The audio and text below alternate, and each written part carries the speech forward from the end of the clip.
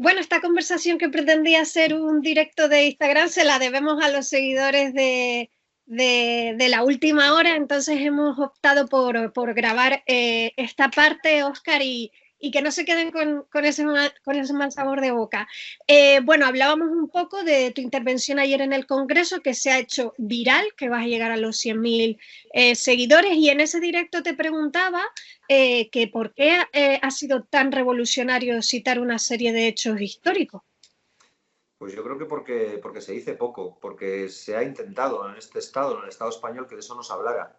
Que hablar del pasado parece que era reabrir heridas, como decían, aunque hay otros pasados que continuamente se reabren, ¿no? Yo creo que al final no dije nada más que no sea aquello que conecta con la historia íntima de mucha gente, con la historia de sus familias, con la historia de los que perdieron, de los que perdimos la guerra civil, de los que tuvimos que sufrir las consecuencias de perder la guerra civil en forma de exilio, de cárcel, de represión, de aislamiento, de pérdida de puestos de trabajo. Y yo creo que desde esa posición y desde luego con el orgullo de saber que nuestros mayores hicieron, desde mi punto de vista, lo correcto y que fueron valientes porque se lo jugaron todo para que hoy disfrutemos de cosas, pues le hablé. Y probablemente por eso haya conectado, pero vamos, que no pretendía ni pretendo dar lecciones a nadie y no pretendo tampoco que en torno a esa intervención se construya un modelo de referencia. Yo creo que lo que hay que conseguir es que nadie olvide lo que pasó en este país durante décadas y que nadie olvide quiénes trajeron la democracia. Y no fue Fraga, y no fue los fundadores de la derecha española quienes trajeron la democracia. La democracia vino a pesar de ellos. Y pese a sus intentos, la democracia llegó. Y llegó de la mano de los comunistas, de los socialistas, de los anarquistas, de todas las gentes, de los nacionalistas que se opusieron a la dictadura franquista y que combatieron la dictadura franquista en cualquiera de sus formas. Lo he dicho antes, lo digo ahora. Es muy fácil hacer discursos buenistas y hacer discursos de vamos a mirar para adelante y no mirar al pasado y todo se arregla con la palabra, pero yo jamás criticaré lo que hicieron los maquis en los diferentes montes y serranías del Estado español, porque ellos se atrevieron a hacer lo que mucha gente pensaba que había que hacer, que era combatir al fascismo y que era dar su propia vida, si hacía falta, para intentar volver a traer la democracia aquí, que fue usurpada violentamente por el franquismo y por la dictadura fascista. Así que no hice más que eso, lo hice sin arrepentirme y sin pedir perdón a nadie por pensar como pienso y por reconocer que buena parte de mis influencias políticas tienen que ver con el comunismo y con las decenas de comunistas o centenares de comunistas con los que me he formado y que me han enseñado que están hechos de una pasta especial, están hechos de una pasta, desde luego para mí, muy digna. Habrá otras también muy dignas, pero o tan dignas como esa, pero no sé si más. Me consta que entre esas reacciones que has recibido hay también de la comunidad internacional y yo me pregunto por si tú te lo has también planteado o lo has pensado o incluso te lo han dicho. Cuando oyen tu relato de hechos ayer en tribuna, observan a España que dice que tiene una democracia consolidada y ven a esos dos expresidentes del Partido Popular herederos de ese fascismo declarando por la caja B de su partido, ¿crees que se perciben dos Españas desde fuera o la flipan en silencio y ya está? Yo creo que la flipan, no sé si en silencio y a veces no tan en silencio. Y yo creo que durante un tiempo pudieron creerse el mito este de la transición perfecta. Es decir, no olvidemos que había realidades latinoamericanas que incluso planteaban que la transición española era modélica y que había que exportarla o en su caso importarla a sus propios países. Algunos también eran tan honrados como Carlos Andrés Pérez en Venezuela, ¿no? Que acabó entre rejas por lo que acabó. Pero yo creo que durante un tiempo ese modelo de transición y ese modelo de transición de la dictadura a una, entre comillas, democracia y a una recuperación de un cierto estado de bienestar fue presentado como el mejor posible, porque se ocultaron muchas cosas, porque se silenciaron muchas voces. Yo creo que una sociedad no es sana si no conoce su pasado. Está condenada a repetirlo, lo decía ayer. No es sana si no entiende que aquí no hubo un juicio de Nuremberg, que aquí los franquistas no pasaron por los tribunales, que se acostaron franquistas y se levantaron demócratas.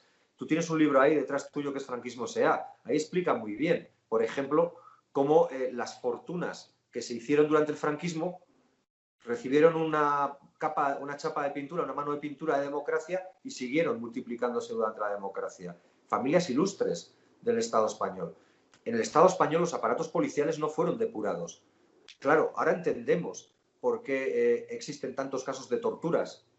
Ahora entendemos por qué se pudieron producir hechos tan terribles como el de Miquel Zabalza o el de militantes o supuestos militantes de ETA que fueron arrojados por ventanas y muertos. Porque si lo conectamos con la historia, lo conectamos con las desapariciones en el franquismo y lo conectamos, por ejemplo, con Enrique Ruano y con sus saltos al vacío, lo que vemos es que no hubo una depuración de los cuerpos policiales y que siguieron practicándose las mismas formas de tratamiento a los presos que se practicaba entonces. Yo creo que el Estado español, más que dar lecciones de democracia, tendría que preocuparse de cómo mejorar su democracia, porque la desafección es evidente, porque la corrupción es sistémica, porque esta democracia parece que está pensada para que desde la escena de la representación se tapen los intereses de las élites y no las necesidades de las mayorías. Y yo creo que ahí es donde este gobierno, porque además se dice de izquierdas, y yo no voy a poner en cuestión que no tenga un hondo componente de izquierdas en parte de sus miembros, pues lo que le toca es hacer eso, es dignificar la palabra democracia en los márgenes de su territorio, y dignificar la democracia es ensancharla, es derogar la reforma laboral, es derogar la ley Mordaza, es generar espacios de mayor democracia y libertad para todos y para todas, y es reconocer también el derecho a la plurinacionalidad, a que quienes nos sentimos vascos y solo vascos tengamos la oportunidad de decidir cómo queremos construirnos, y eso no lo hacemos por un sentimiento de egoísmo, y creo que lo he demostrado más de una ocasión en la tribuna. Lo hago desde un compromiso internacionalista. Yo no le deseo ningún mal a la clase trabajadora, a los pueblos y naciones del Estado español, más bien al contrario. Pero no creo que ese compromiso sea incompatible con mi compromiso con mi propia realidad. Bueno, ha quedado demostrado porque ha gustado el vídeo dentro y fuera de Euskadi. O sea, es un mensaje que ha tocado en la tecla de un pasado común no sanado. Pero a este respecto, y es una de las últimas preguntas, Óscar, te pregunto, ¿sientes que es el revisionismo histórico una forma de violencia? Sí, y esto que en la izquierda lo de revisionista te lo lanzan a la cabeza a la primera de cambio, porque siempre hay alguien más puro que tú a tu izquierda que te dice que te has hecho un revisionista. Pero sí, creo que con el revisionismo histórico lo que pretenden es encajar a su marco discursivo o relato lo que pasó en el pasado. Eso significa que a veces hay que blanquear biografías y que hay que ocultar realidades. Y eso es grave, porque puede llevar a una sociedad más adocenada, más aborregada, una sociedad que, como no conoce lo que pasó, pues no de la entidad suficiente a lo que pasó. Y puede alguien pensar que Vox es demócrata y no una expresión de la ultraderecha romántica o nostálgica del franquismo, del mismo franquismo que estaba aliado con el fascismo. Es decir, el franquismo era aliado de Hitler y de Mussolini, y la Legión Cóndor bombardeó Guernica y la desbandá en Andalucía y Valencia, Barcelona o Teruel. Y eso no lo pueden olvidar, no se puede olvidar. El Guernica no es solo un cuadro que vengan a ver los que, como dice Ayuso, vienen a hacer turismo cultural a Madrid ahora en época de pandemia, que deben estar haciendo colas en Reina Sofía para ver el Guernica en vez de mamándose por las calles, ¿no? O sea, no es solo un cuadro, es el retrato muy personal de un artista, de Picasso, de una realidad, que fue una masacre.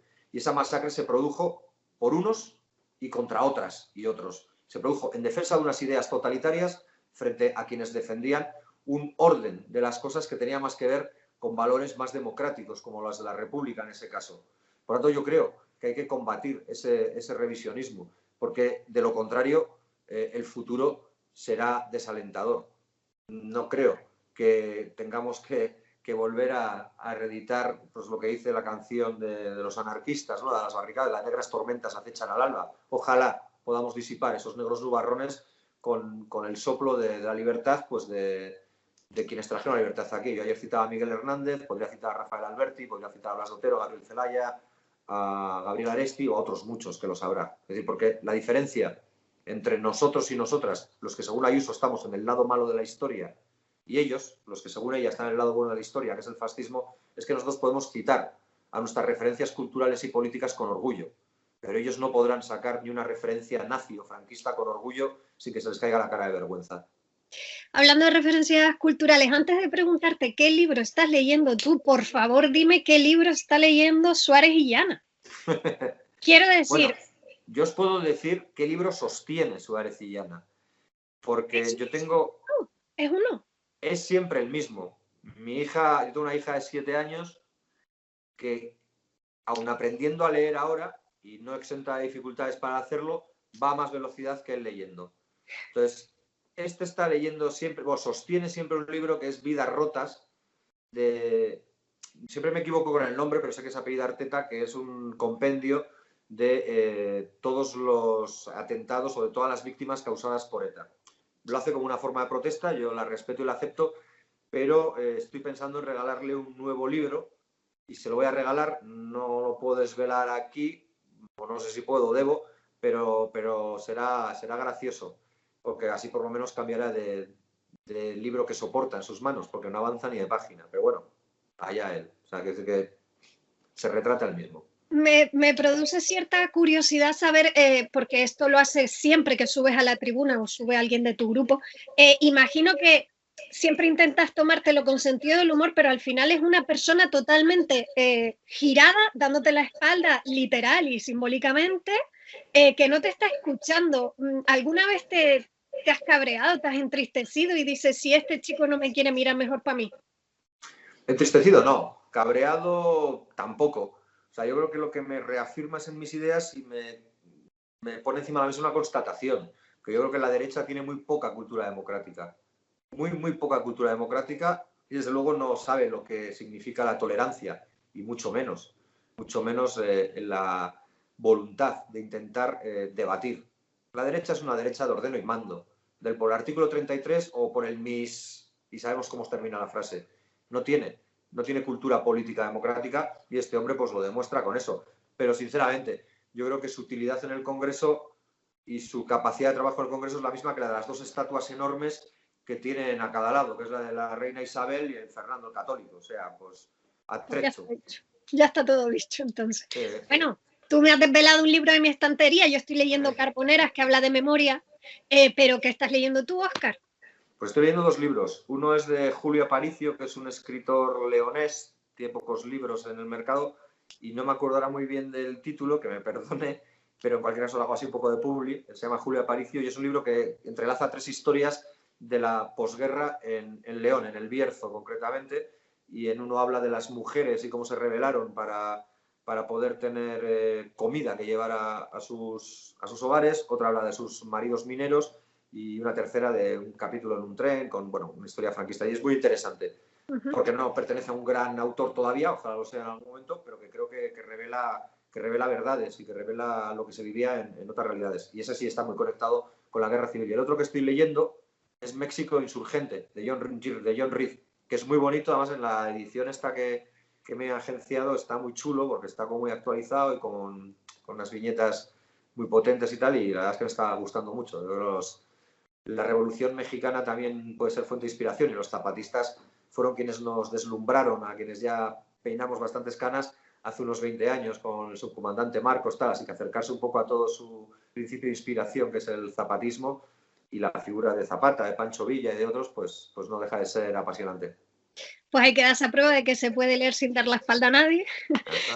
Y muchísimas gracias, Óscar, de verdad. Vamos a explicar ahora a nuestros seguidores y también a los de ustedes lo que ha pasado con la conexión y trataremos que esto sea una entrada de la última hora donde te puedan escuchar y ver cada vez que quieran. Perfecto, y nada, oye, pues pedir perdón a la gente que ha dedicado parte de su tiempo para no poder escuchar como seguramente quería o deseaba esto, aunque sea para insultar, que también, claro. Si era para eso tenían derecho. Así que nada, que si encontramos la manera en otro momento de hacerlo bien y mejor, pues a vuestra disposición, os debo una. Cuando la vuelvas a petar con un vídeo, te vuelvo a llamar.